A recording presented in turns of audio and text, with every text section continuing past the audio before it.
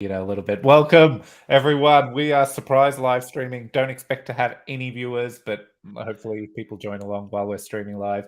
And with me, David. How are you today, Digital Day? Hello, thanks for having me. Nice to meet you, Fez. I'm very well. How are you? I'm good. I'm good. Nice to officially finally speak. First time. Um, Look, let's get into it, David. I think we got a cool episode planned.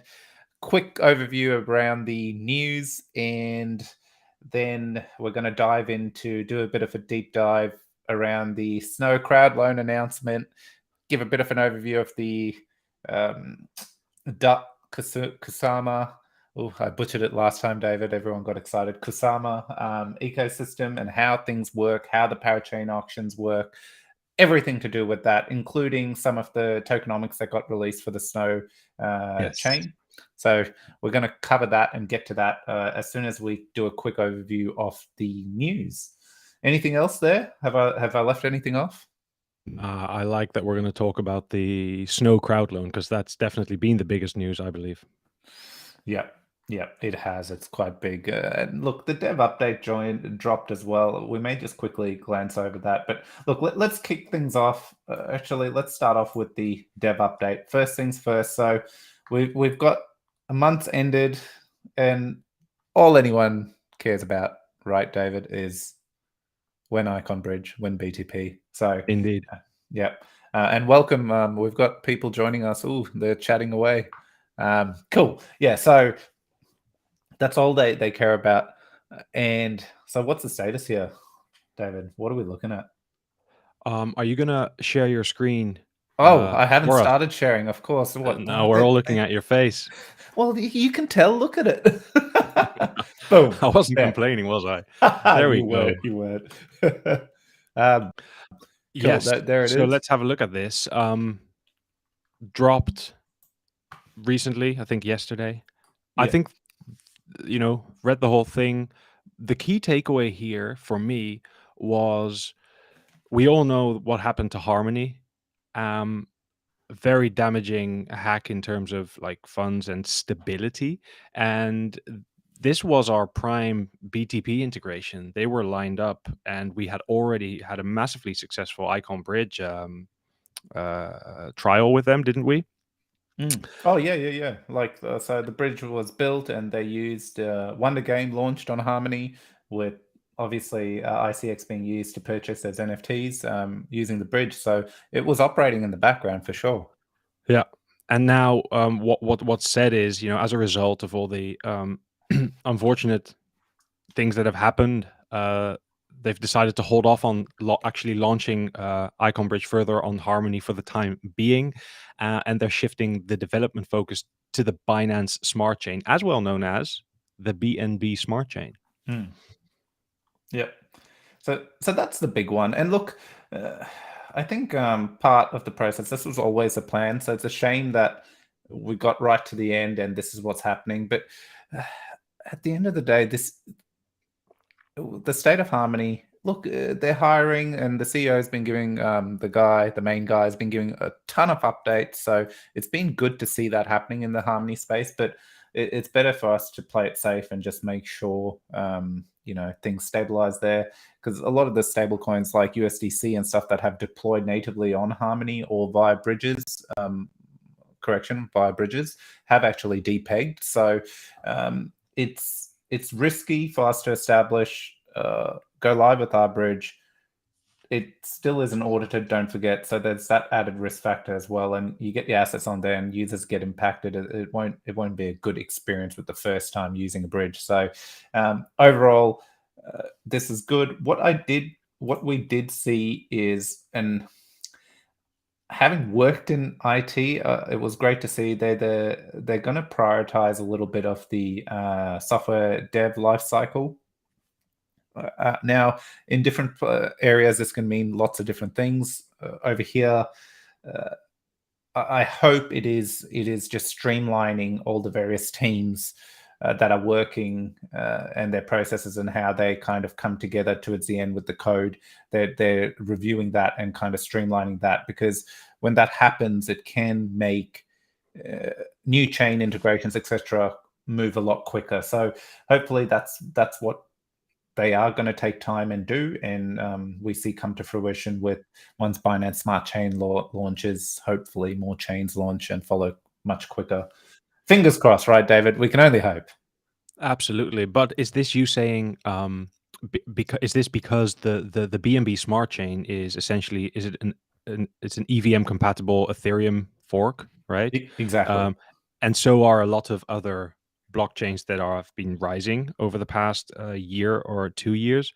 And by streamlining the software development lifecycle for these Icon Bridge integrations, we're kind of getting the right knowledge in the right place for these integrations to go smoother. Yep. Bingo. I got it. And look, and a few other things, but that's basically it, you know. So, and this is the other thing, David. Don't want to say anything until we see it happen. So it's a shame the bridge isn't out, but unfortunate, Harmony. What do you do? Binance Smart Chain overall is exciting because I've been saying it. You know, the second we're connected, we have an easy way to move post audits, to move assets to Binance Smart Chain and then on Binance or any of its cloud exchanges. You know, so overall it will be awesome for the Icon ecosystem. But we keep saying we'll be quick, but we don't end up being quick. Let's keep moving on. There's always great updates around the BTP product. Remember, the BTP product is the next version of BTP, the BTP 2.0, the one Icon Loop is working through. So there's a substantial amount of information there. If you're keen, make sure you look through it. Next up, balanced. So they have the roadmap update. David, have you had time to look through it? I have. Yeah. Ooh, what are your call outs? What do you love? What did you see and go, yes, that makes me happy? The front end user interface for Icon Bridge that they're going to be working on. So in other words, you're going to be able, whatever Icon Bridge connects to in the future, you're going to be able to access that through Balanced, because Balanced is a platform that I use, and I think a lot of people in Icon have touched off of, if not use as their main DeFi platform. So for them to facilitate, you know, these trans-chain connections, interchain, whatever you want to call them, that was my my call out there, amongst heaps of other stuff. Like, this was a very enjoyable update to read. What was yours? Look, the assets, multi-collateral assets. I'm excited. I saw it's on testnet. I need to go and check it out. I've always been excited of that part. So, which basically means other assets apart from ICX to mint BNUSD, or down the line, you know, actually mint other assets apart from BNUSD as well. But yeah, so that's got me excited. I love seeing some of the research stuff and the integration of the bridge in the balance front end. So you can see that the teams are thinking of this stuff.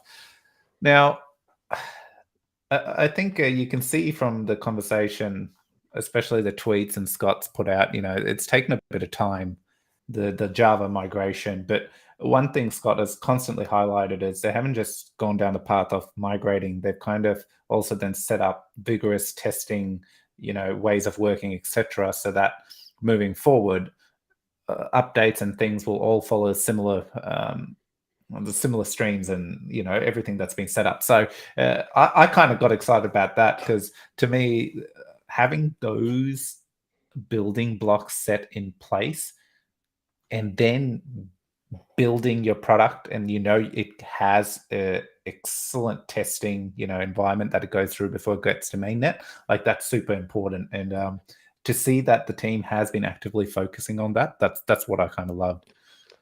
Yeah. And any synthetic asset in the world that you would be allowed to mint on Balanced, what would you mint? iDoge, of course. Yeah. I mean, it's native on the Icon chain, but you mint it synthetically. What would you mint? All right. I would mint synthetic gold. Gold was next on my list, you see. Yeah. Yeah. Okay, let's keep moving. Ohm, okay, very quickly. Boosted Ohm, it is ready. It's actually going to be launching, looks like, on Ohm instead of Balanced first. And it is up for voting right now. So remember, you got to vote. If it passes, which is looking very likely, then they'll update the code and it will come to fruition.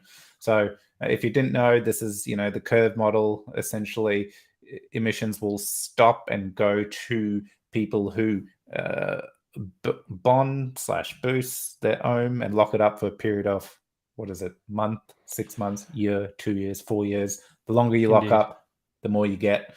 And it creates this constant war to acquire more ohm and lock it up so that you can get the most off the emissions, which has seemed to favor Curve and anyone who's adopted that model quite well. So it's the perfect thing for Ohm. So good to see that coming. Yep. Yeah, you can boost your ohm rewards up to 2.5 times what you would be getting now. I believe you must lock up your ohm for 4 years in order to do so. So in crypto land, that's 4 years. In real people world, that feels probably like 20 years. Yes, look at the white hair. That's just came about this year. Cool. Congratulations. So, thank you. Okay, next up, Monks Academy. Now, they have a competition. Okay, they want you to get on testnet and create a tutorial around boosted ohm, and they are giving away. What are they giving away? Real good stuff. Great stuff. Oh, I didn't even see this. I was going to make a joke. Should we make a bit of a quick tutorial around it? But then, how could we? Well, you could, David. I'm a monk, so it kind of. I'm gonna jump on this definitely. I'm Okay. not sure how yet because video content isn't my strong point. I might have to get inventive. Yeah. But it's just I like the bonded ohm. I think people should know about it. Yeah. And what I also like is that if you do win, you get 10k ohm. On top of that, you get this epic Monks Create NFT, Mhm. which I don't even know what it looks like, but I feel like it's something I want. I can't You do. explain that. You do. You definitely do, because then you get to win more stuff, and this is part of it. So not only is this competition, I had it planned for this show, but next week we're going to do it. We certain people already qualify, and we're going to spin the wheel and give away some of these Monk NFTs that they have got as rewards. So we're going to start doing that. The Monks have said that Iron Icon can give one away a week. Based on people who are in the final who qualify for it. So we're going to start doing that, depending if we keep doing these live. I don't know, David, we'll see how we feel after the show. It's just easier if we do the weekly news live. It's on YouTube, it's edited, it's live with the mock-ups or the information, and people can watch it right away or join us and ask questions if they see fit, although we do only have 2 people watching at the moment. But the competition, great stuff. Get in there, make some videos, earn some free money. They're giving stuff away. Come on, people. Next. Okay, Framed, they launched their node. I wouldn't normally talk through, but again, their node is, they're doing something a bit different. If you weren't aware, we've done an episode. Tune in. I'll tell you what they're doing different. Yes, tell me. They're finalizing something ahead of time. What do you mean? They weren't meant to launch their node, but they're ahead of schedule.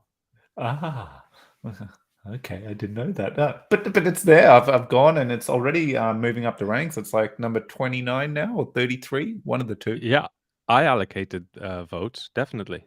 Oh, totally. Me too. But look, great, cool things they're doing there. And again, yeah, you're right. What team ships earlier? I haven't heard this. This is not something I've heard about. It's usually This is a delay after unicorn. delay, right? Sometimes it's what you get in technology, but the people that have framed they've hacked the system and they got it out ahead of schedule, which is impressive. You don't see that often, not on my timeline, and I was very happy. I jumped in, I read it again, and I allocated votes to the framed validator node. I'm very curious to see how this is gonna grow out and what kind of like staple uh, institution this can become in Icon NFT world.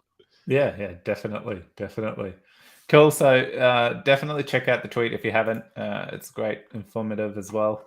I don't know. This seems to just be a random Twitter page. Gangstabet dropped a bit of news. David, you're across this. So I'm going to throw it over to you. What is the Indeed. news?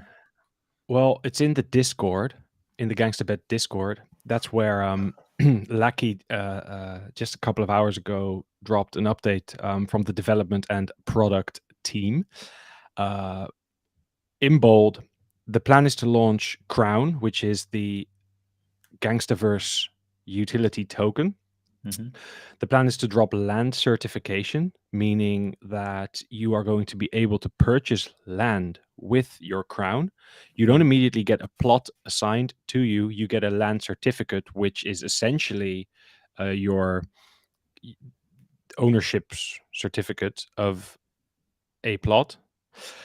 These certifications are going to be tradable on Craft or on the Gangstabet NFT marketplace, wherever they're available. So you're going to be able to buy land and already trade it.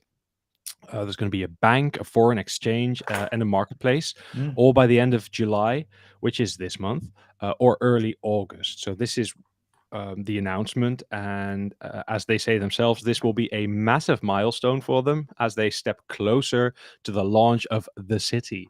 And the city is the Gangstaverse. It is going to be the Emerald City.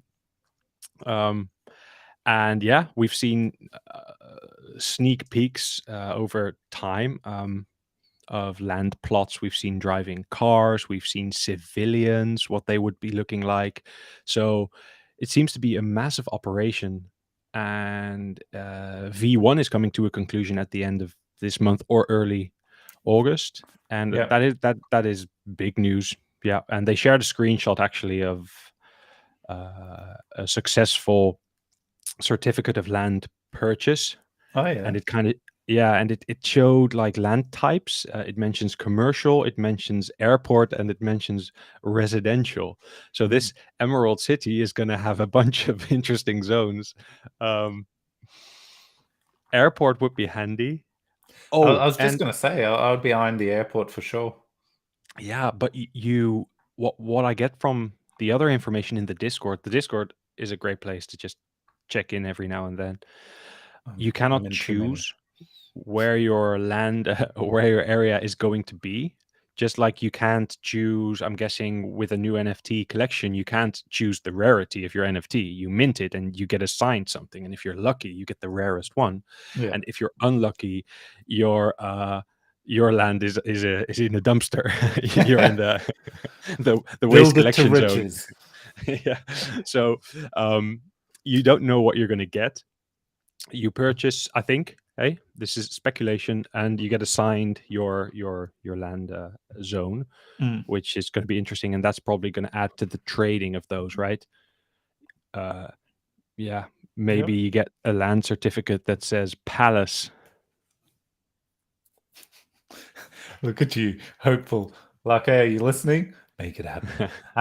But look, overall, great overview. Thank you, David. I'm not across it as much as I'd like to, but I just love, like, it started with just these NFTs that, you know, gave you GBet and you could change your name and it was going to have some stories.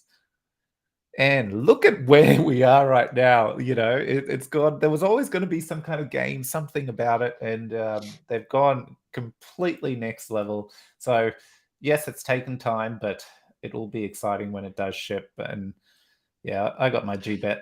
I got my Gangsters accumulating GBet. I haven't spent it. I've been, you know, I've just been on the fence. I don't know what to do with it in terms of, you know, using it to upgrade, or I really believe it'll still be valuable over time, but not financial advice. I think we've spent long enough on Gangstabet. Today, the whole point of the live stream and stuff was to really break down the SNOW Crowdloan announcement. So we're arrived at that. Is there anything else, David, we need to cover before we jump into that? No, let's do it. Let's have a look at SNOW. Okay, so we saw the announcement before we go through the actual announcement, what we thought to do, and David, you gave this beautiful story before we started the stream, so I may just throw it to you to give a bit of a bit of a history around how it started. It started with ice, obviously, and yeah.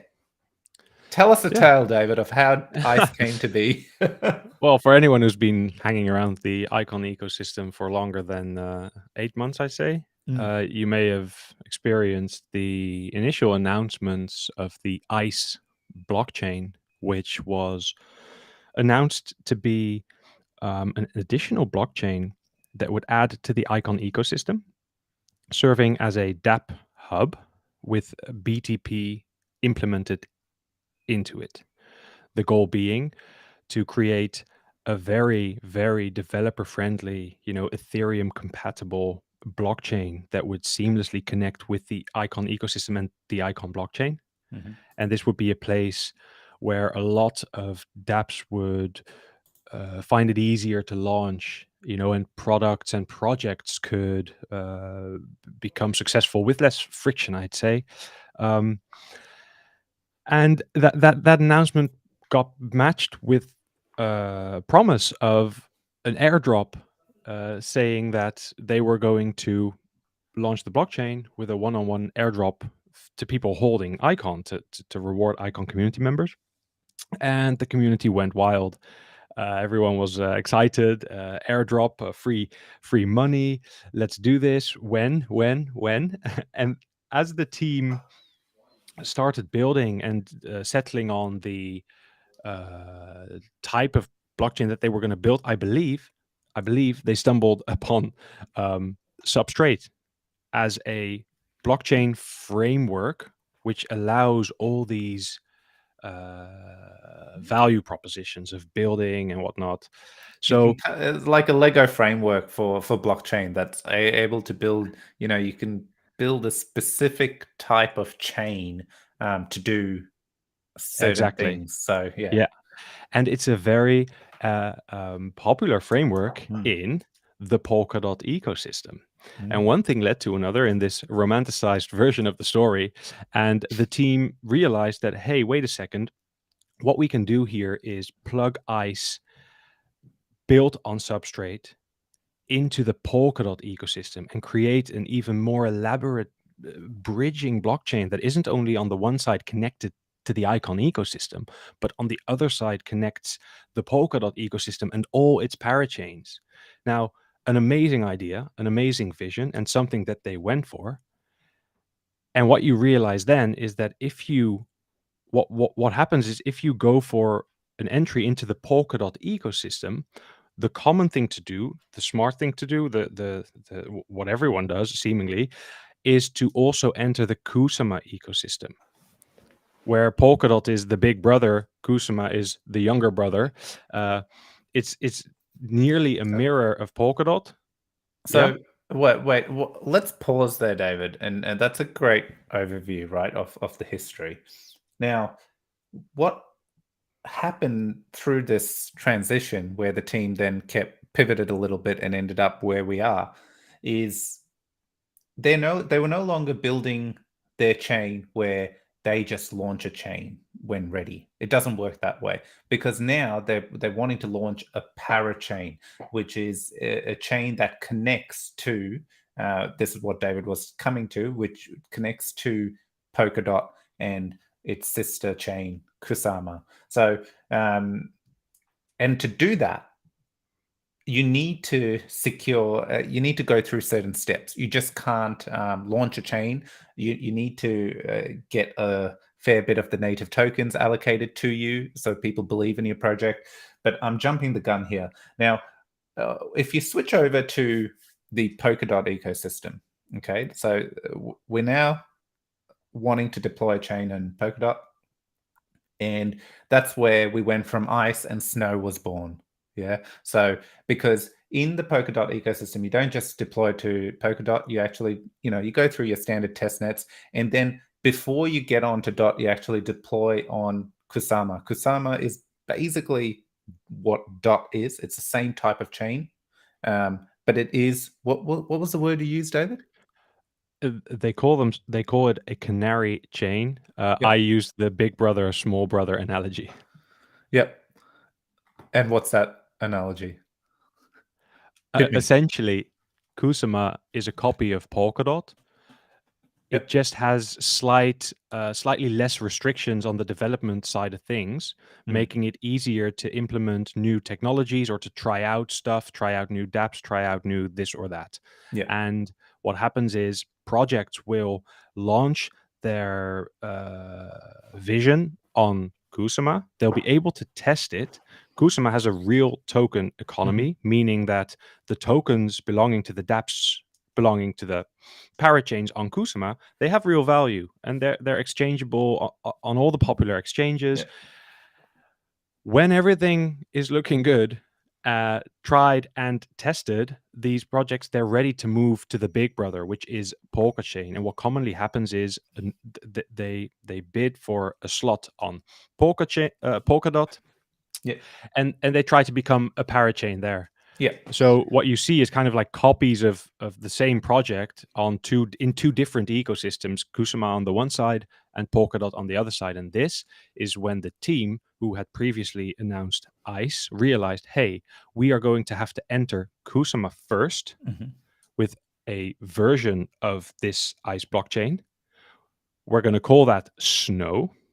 And that needs to happen first. It needs to materialize. It needs to be a success before we can move on with our vision to get ICE connected to Polkadot. And that's where we are now, where we've got a SNOW blockchain. Exactly. So, and that's where SNOW was born. All of a sudden, everyone's got all the icon holders who held their ICX during the snapshot, which happened in December last year, would get a 1-per-1 off. So if you had one ICX, you'll get one SNOW and one ICE token representative to when the chain launches. Okay, so that's how that story came to be. And, part of the value add is we are an EMV chain connected to Polkadot / Kusama as well, SNOW to Kusama, that is BTP enabled and optimized in an EVM, not EMV, EVM? What am I getting wrong here, David? I was listening. I was waiting there. It's EVM. EVM. Jumbled it. Yes. Ethereum virtual machine. Yeah. So this is our value add, and this is why one of the reasons why the team thought, okay, well, going for a parachain slot is a good idea because of the unique way the actual dot ecosystem works. And to give a quick summary, the easiest way to understand it is, let's take Cosmos, for example. There's an SDK there. There's a way the chains, if you want to build your own chain, you take the Cosmos SDK and you deploy your blockchain. But part of that then becomes the chain's responsibility to ensure they have enough validators to be running and securing the chain. And we all know if you have 5 validators, well, your chain really isn't secure / or decentralized. So you need to ramp up and you need to worry about all of that as well. So in the Polkadot ecosystem, the Dot and Kusama chains, and remember, you're thinking of these two chains. Dot sits above Kusama. They're both the same. They work and operate the same way. So Kusama, anything connected to Kusama actually secures from a security perspective, and anything connected to Dot offers security to these parachains. So instantly that security aspect, the decentralization component, comes to ensuring just Dot and Kusama do what they're meant to do and secure the chains. So that removes a little bit of work for the teams deploying. And then obviously there's, apart from the shared security, there's the infrastructure, the way any chain that is connected to the parachain can talk to each other in a very secure manner. So that's I think let's stop there. So that's great. That's why this is what these two chains are about. This is why there are 2 blockchains on our end, because we have to launch SNOW, and once SNOW is done, we'll go for a slot on Dot. And as dApps get released on SNOW, the devs can test it and play with it and evolve it quite quickly until they get to their final version, and then ship a kind of corporate version on Dot that, again, other users can use, kind of going, this is the dApp, this is how it looks, this is how it feels, this is how it's going to stay for a while, this is now deployed on Dot.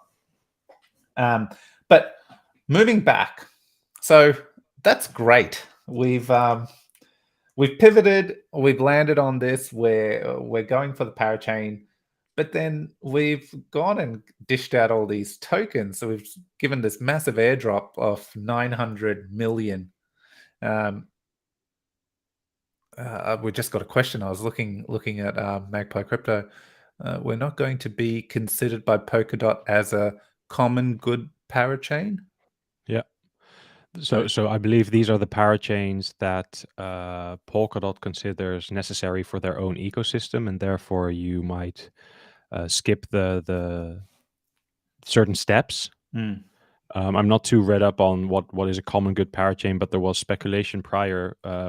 So before the ICE team announced their strategy, I think there was speculation about how the team would go about achieving these goals. But I think, seeing as we're now looking at a crowd loan reward announcement, that they're taking the route, the regular route of acquiring a parachain through the Parachain auction, as opposed to an alternative route, one being the common good, being a common good parachain. That makes sense. Yep. So hopefully that answers. But then actually that leads perfectly into then, this first announcement and what we see here.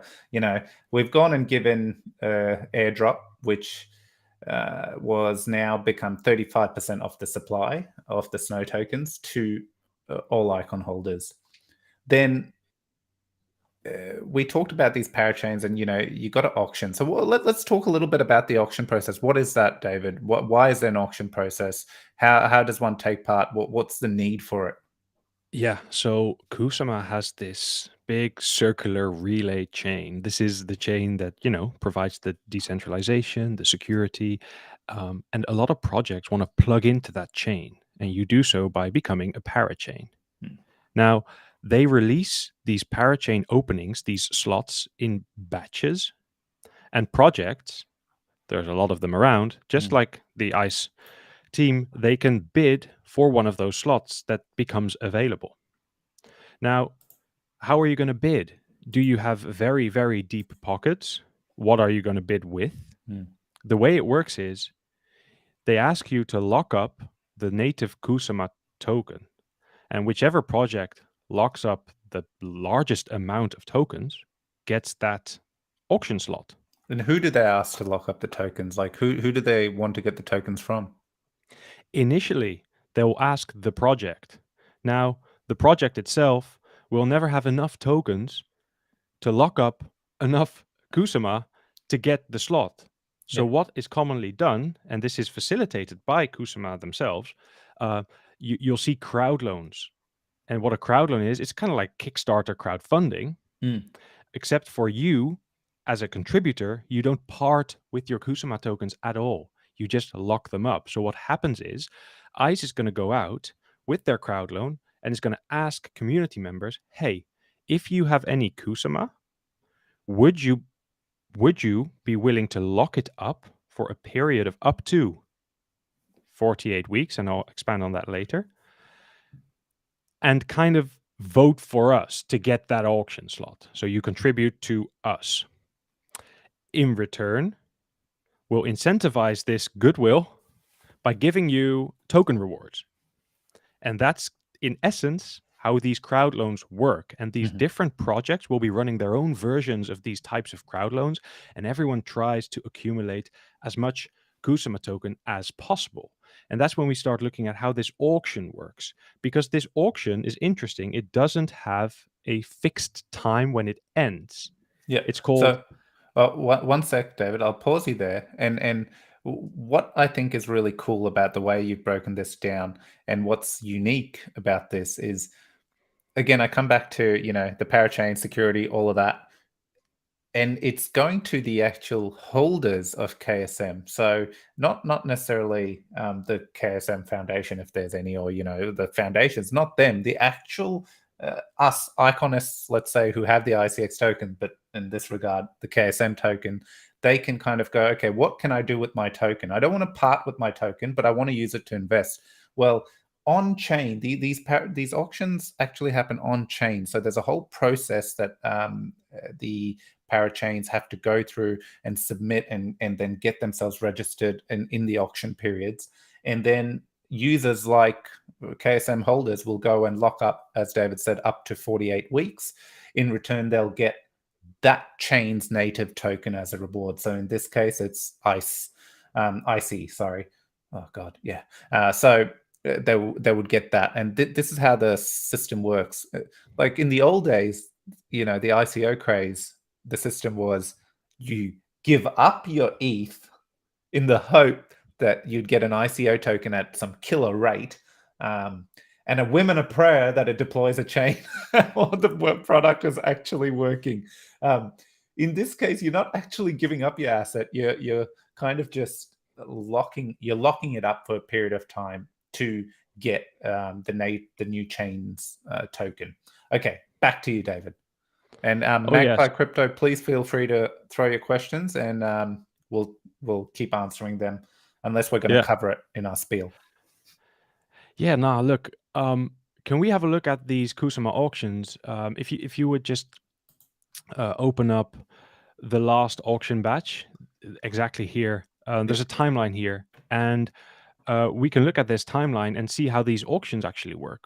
So what I was going to explain is that the auctions are candle auctions. So this means that there is no set ending to the auction. You don't know when it's going to end during the week. So if we look at this graph, you can see all the way at the beginning, it says at the top, auction number 36 starts.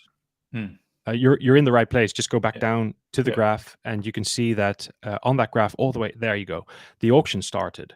And you can see that 3 projects started accumulating Kusama, whether that was through crowd loans or whether they just immediately, reached into their own pockets and contributed that. You can see the orange, pink, and blue line, the amount of Kusama on the y-axis starts going up. Now, all the way at the top, you can see these little icons of candles. And with a candle auction, the auction can stop at any moment in time, and whichever project at that moment in time has the highest amount of Kusama, that project wins and gets assigned the Parachain slot. So you can see in that very first auction, it was very exciting. It was the pink line and the blue line, which was the Listen project and the Bajoon project. They were both trying to get that Parachain slot. And when the auction ended, you can see that the pink line, Listen, was slightly in front, so they won. But how this works is that the other projects, they're not immediately booted out. They roll over into the new auction, which was auction 37. That is the next week. And they keep their amount. So as you can see, the Bajoon network, their campaign just kept going. They kept accumulating, and they easily won that second slot. Now, we go more to the right, we see auction 38 started. The big players had already won their slots, and the Kabocha project that came in strong with about, I think, 11,000 KSM, they just sat out the first one, didn't win the second one, bam, they won the third one. Because and then there was no one. There was a few others, yep, but they had the most. Yep. Right? And then it gets interesting, because then you can see that the green one, which is the Tanganyika project, they won theirs with, as you can see right on your screen now, 4,749 KSM. And then the Imbu project won the 40th auction. David excited as he's telling this. Well, what you see here is visualized how do Parachain auctions work. You enter a batch. You start accumulating KSM, and every week at an unknown time, the candle might stop burning and the auction ends, but you don't know when. Because if you go all the way to the front and you see that pink and blue line, there were instances where the blue line was actually higher, where they had accumulated the most KSM. And if the candle auction would have stopped there, and it's completely random, they would have won. Yeah. So this incentivizes all these projects to just, continuously accumulate and try to get people to contribute KSM to your project. But there's only a period of time, right? So for example, in this scenario that started at 36, they keep rolling, but they can't just keep rolling to auction 49, 50. There's a period of 8 weeks or something until if they aren't successful through that entire period, then they would have to resubmit their application, and all the KSM gets released back. And this is where Magpie Crypto, also answering another part of your question, in this event that, say, hypothetically, SNOW was unsuccessful for the entire period of that timeline of all those auctions, the KSM would then be returned back to whoever donated, and SNOW would have to, the team would have to revise their game plan, and they can again resubmit for the next batch. Indeed, because it goes per batch. So as you can see, this is the batch auction 36 all the way to auction 41. Yeah, it's on the screen.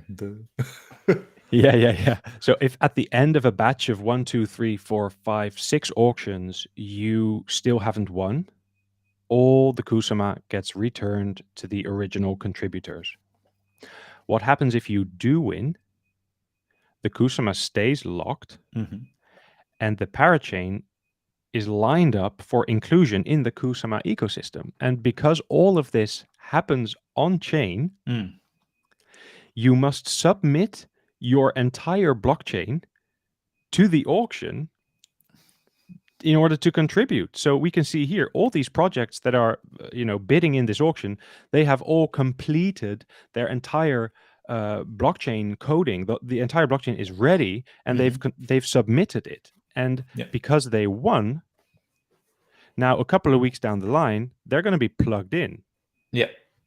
So from that, let's pause there. I think that's really awesome. We've covered that component and how the actual auction system works. So SNOW has to do this, right? And obviously there are concerns, well, how are we going to do it? Well, in terms of, like, let's look at just quickly, very quickly wanted to look at, this is a chain currently, a parachain going in the current auction period, I believe in this week. And I wanted to show the token distribution. You can see that when they highlight their token distribution, there's all kinds of incentives, along with always crowd loan rewards, because that first time a parachain is trying to secure a slot, it needs to essentially bribe, KSM and eventually ICE when it goes for dot holders to go, hey, this is our chain, this is our value add, this is what we're bringing to the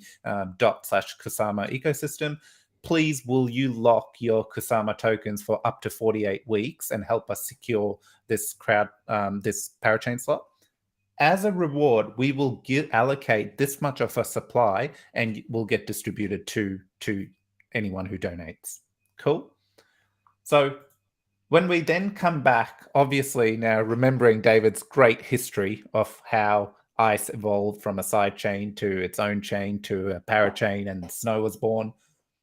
The one-to-one airdrop, great. Everyone in Icon's benefiting from 2 chains now for this, but at the same time, the tokenomics needed a bit of a rework, because we needed to ensure we go through the system, and part of that system is ensuring there's an allocation for the crowd loan rewards.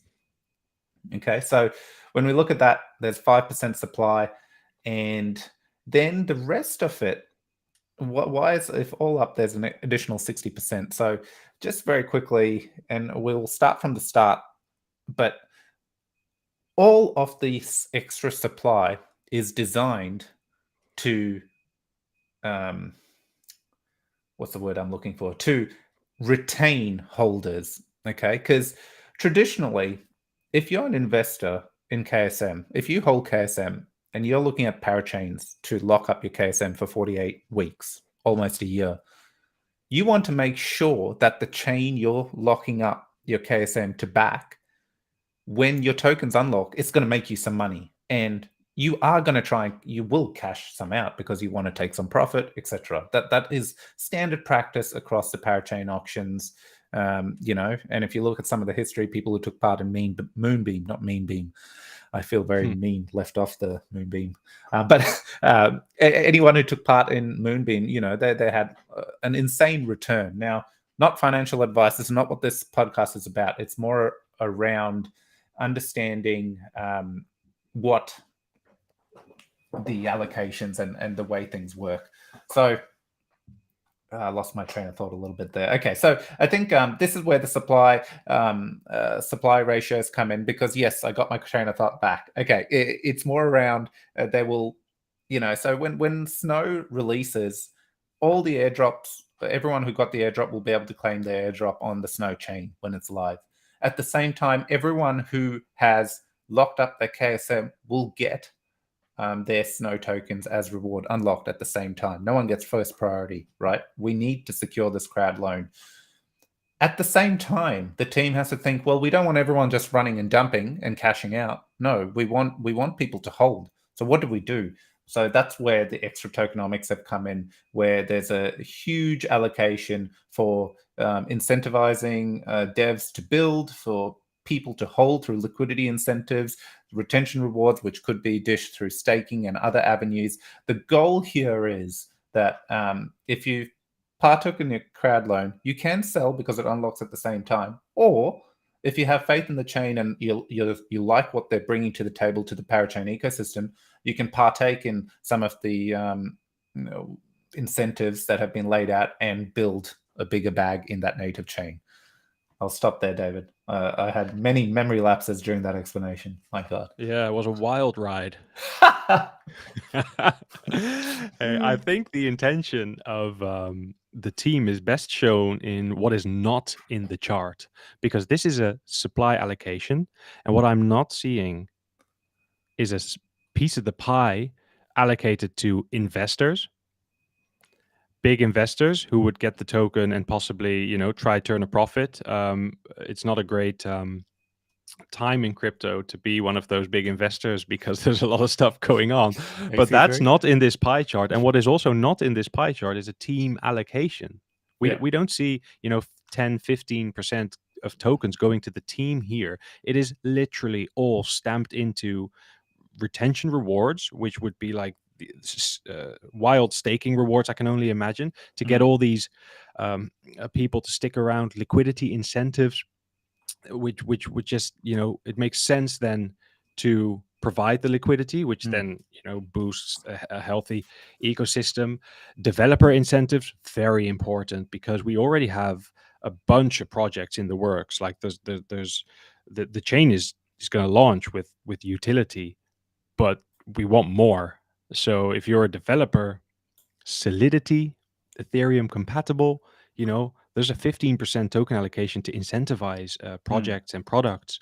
So no team allocation, no slice for investors, all to emphasize the incentives to, stick around and stay with Snow and ride it. Yep, which is perfect. Now, so we focused on this now. So I see a lot of people are, but so if let's talk about the crowd loan allocation. So we spent a bit of time the auction process, etc. So just diving into what would happen. So when the crowd loan period begins, you'll have various avenues to kind of allocate your KSM token, lock it up through various wallets and partnerships and things like that. But when you do that, this article is kind of giving you an overview of how much ICE tokens you will secure per KSM at an average base rate. And there's some perks. If you're early birds, you're going to secure more, etc. if you get in early. But first thing I want to address is I saw quite a lot of comments, because one KSM is giving on average 4,000 as a base reward, which if you stack it up based on what the airdrop got, etc., it's pretty awesome for the KSM holders. And that's not a bad thing. Like, again, I could bring it back. I've seen some comments, but I get a bit confused because I was like, yeah, we got a 1-for-1 airdrop. Now, this is another way to build if you believe in the network and you want to have like, David, you did some math on this, isn't it? Like at the time of the airdrop versus now holding like 4K.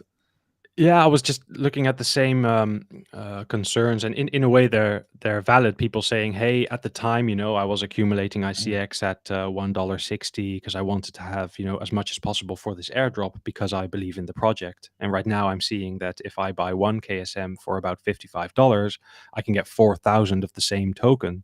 That feels skewed.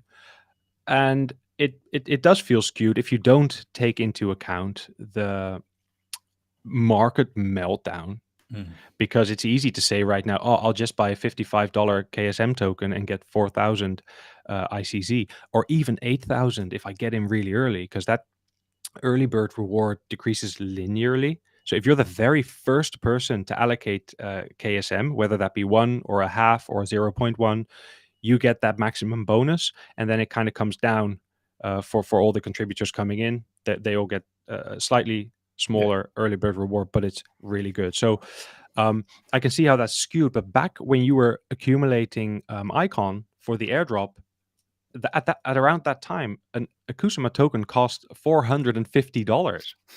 They were much more expensive. So that's one thing to take into account. And secondly, the airdrop is of no value if we don't get these parachain slots, because the value proposition of Snow and Ice relies on us plugging into that Kusama and Polkadot ecosystem. It's so important. So the fact that the team is so dedicated to establishing these parachain connections and are willing to allocate these types of rewards, that just shows the dedication and puts trust into, and the vision. Because if we don't do this, then you're going to get an icon airdrop of a useless token, because it would be an isolated blockchain essentially, right? Still developer friendly, still Ethereum compatible and lovely, but not the way it was envisioned. So if you're getting the icon airdrop, you should be cheering for this reward allocation. If you have anything left, if you might have, half a Kusama token, you might want to contribute as well. I know I'm going to contribute at least half a Kusama token.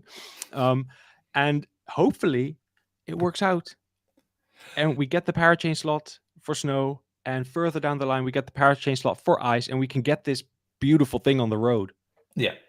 And so with that, one of the questions that is clearly called out here, so we need to secure 15,000 KSM tokens, up to 15,000. Now, all of this is, you saw David talk through this. There's a lot of different factors at play. That's an estimation. That's what we need. So there's a great incentive, well, a lot of good incentives to go and buy some KSM tokens, our value add. Like, this is one of the other things to think about. Well, on the in the Kusama and dot ecosystem, we've got there's chains deploying with unique use cases that specify in DeFi or NFTs and other things. What is Snow and Ice bringing to the table? So our biggest value prop is, optimized BTP version of optimized BTP for EVM, and given that it is the chain we are building, various teams that are very familiar and have helped build the BTP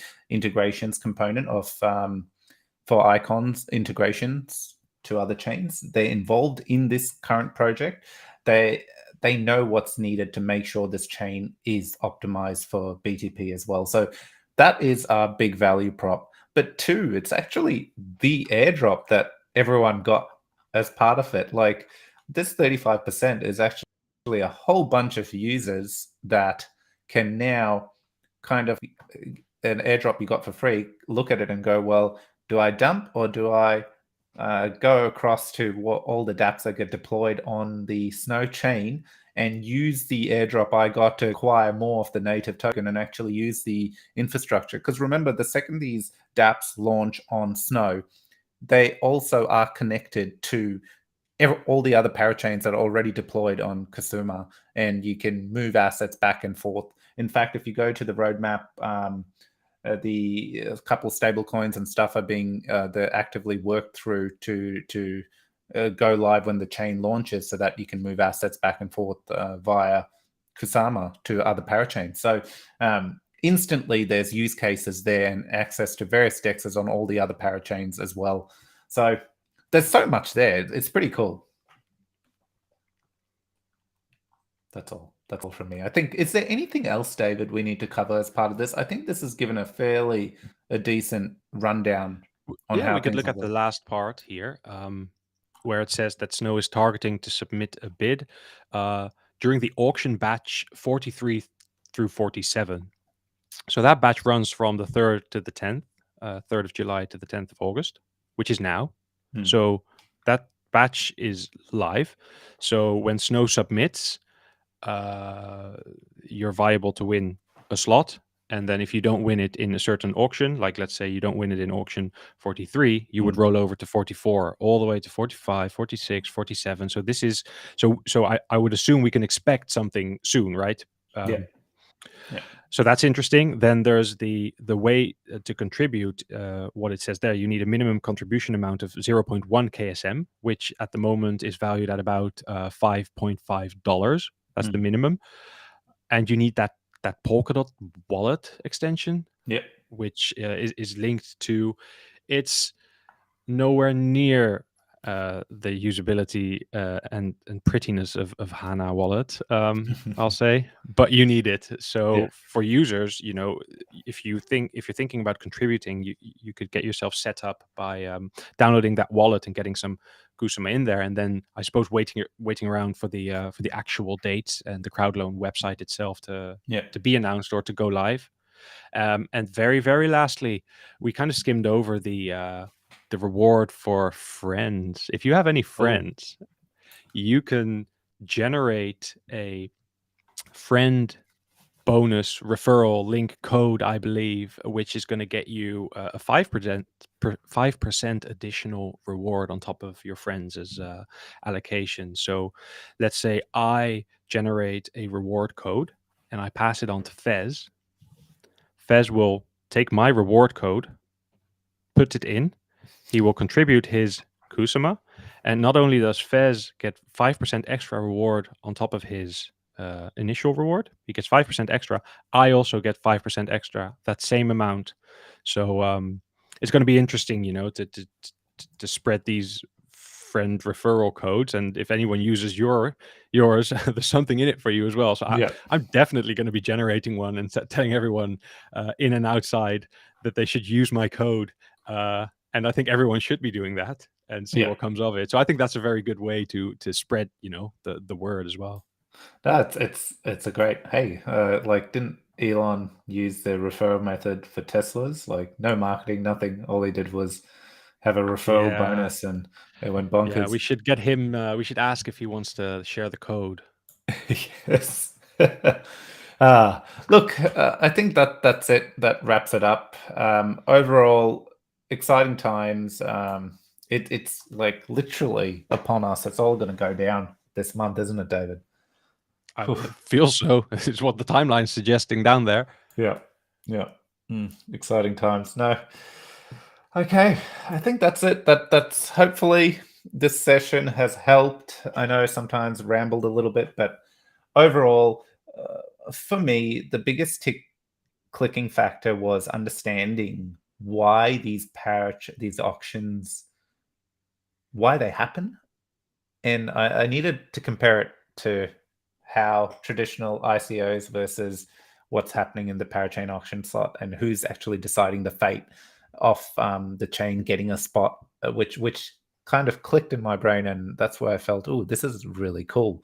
This is a cool way of doing it, and I love the security aspect of it. The whole Kusama / dot. Tell David, I'm still a little torn about having two of the same kind of things, but I get it. So apart from that, it's an exciting time, and when Snow does launch and then it gets BTP enabled, we'll be able to move, you know, assets from Icon back and forth to Snow, and then obviously any of the parachains connected, because that's how it works. Exciting. That's it, David. Let's close it. Let's close it. We're 40 seconds short of an hour, so I think we've wrapped it up perfectly for a live session. Perfect. Thanks, Magpie Crypto. Thank you for tuning in, asking questions. Good questions. Yeah. I saw Skyfi lit a candle. I'm sure. I don't know if that's a Tour de France reference, but thanks for joining. And the stream, when it's done, for everyone to watch, share. If you found this insightful, please share it around. And the whole point of this stream was to really educate the Icon community, because we've been spending time learning how this stuff works, and it's quite insightful, quite cool, and let's share that knowledge with everyone. And this is your chance to partake in it. If you see it as an opportunity, this is how it works, and this is how you can partake in it. Not financial advice, just a couple of guys breaking down what we care and love doing. So yeah, do your own research, but this is how this stuff works. Take care, everyone. Thank Bye, you. David. Bye. Bye.